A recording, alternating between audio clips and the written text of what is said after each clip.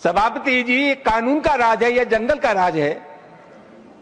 इस प्रकार की जो भाषा बोली जाती है वो किसी भी कीमत पर इस देश की सेहत के लिए ठीक नहीं है।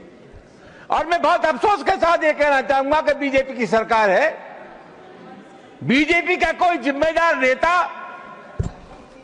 या कोई मंत्री इन सब चीजों का प्रतिवाद नहीं करता।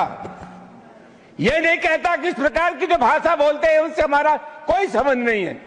तो क्या हम मान करके चले कि इस प्रकार के जो तत्व है उनको सरकारी संरक्षण प्राप्त है या इनको भाषा अच्छी लगती है?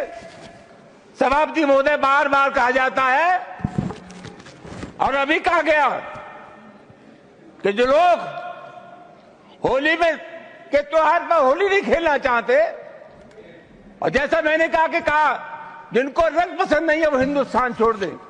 उप सभापति महोदय, मैं आपके मार्फत से जानना चाहूंगा, ये देश किसी के बाप का देश है? हिंदुस्तान में विभिन्न जातियों के धर्मों के लोग रहते हैं। इस देश की मिट्टी पर जितना अधिकार हिंदू का है उससे कम अधिकार हिंदुस्तान के मुसलमान का है। राष्ट्रीय आंदोलन में हिंदू, मुसलमान, सिख, ईसाई सब लोगों ने तिरंगे झंडे के नीचे एक कौम बनाई।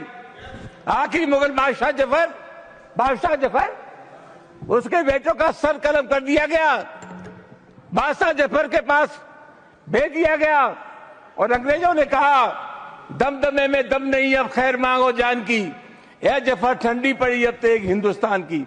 बूढ़े बादशाह जफर ने कहा गाजियों में बू रहेगी जब तक ईमान की, तख्त से लंदन तक चलेगी तेग हिंदुस्तान की। सभापति महोदय, कौन है इसका ठेकेदार? हर बात पे एक तो ये बीजेपी के लोगों का तकिया कलाम हो गया है सभापति महोदय कि मुसलमान, इनमें बाबर का डीएनए है। उप सभापति महोदय, मैं जानना चाहूंगा कि बाबर का डीएनए मुसलमान में है। हिंदुस्तान का मुसलमान तो बाबर को अपना आदर्श मानता नहीं है, वो तो मोहम्मद साहब को अपना आदर्श मानता है, सूफी संतों की परंपरा को अपना आदर्श मानता है। लेकिन सभापति महोदय, मैं जानना चाहूंगा कि बाबर को लाया कौन? बाबर को इब्राहिम लोदी को हराने के लिए राणा सांगा लाया था।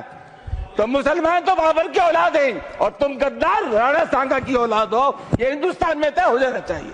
अगर बाबर की तो आलोचना करते हैं, राणा सांगा की आलोचना नहीं करते।